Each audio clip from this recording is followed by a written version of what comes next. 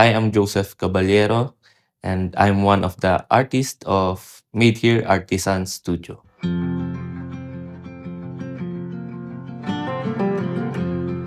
Ayun, na-discover ko yung passion na yun nung bata pa ako noon.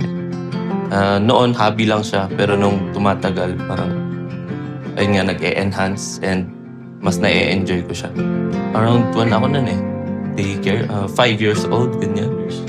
And tapos yung mas na-enhance ko siya is this 20s.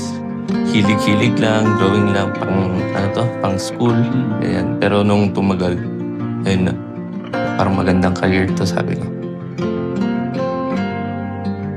Iba't ibang artist actually. May mga iba't ibang art styles din. So na-amazed kasi ako, tapos ayun, gusto kong i-adapt yung mga art style nila. And ayun, medyo chop suey yung art ko. Artistic style ko ngayon, adapting Kasi yun nga, medyo hindi ko pa nahahanap yung talagang art style ko. Pero ayun, kaya kong mag-adapt ng ibang art style, mga portraits and mas lalo na yung may mga emotions. Medyo na-challenge kasi ako, mas lalo na dun sa mga facial expressions nila, yung drawing ko. So nakafocus ako ngayon sa sceneries naman around Baguio. Yung una talaga, kinakabahan pa ako kasi hindi ko comfort zone yun. So pero nung sabi ko, kakayanin naman sir, ayun. Hanggang sa, dinala niya ako dito.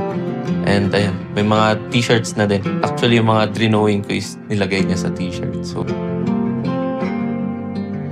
maging grateful kung ano yung meron noong past. Kasi walang ngayon kung walang noon. Totoo na mag-move forward tayo sa magandang future. Pero wag natin kakalimutan kung saan tayo nanggaling.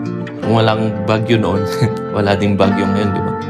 Kung hindi nag-strive yung mga tao noon, hindi magkakaroon ng bagyo ngayon. Mas advance.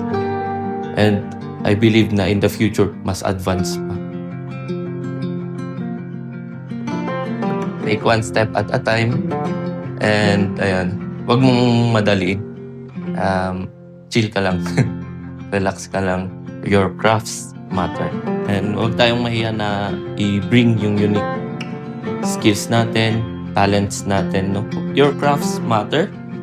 Bring your unique talent, your passion, and your belief in the beauty of handmade creation. Your hands are the future of Filipino craftsmanship. And Made Here is here and ready to welcome you.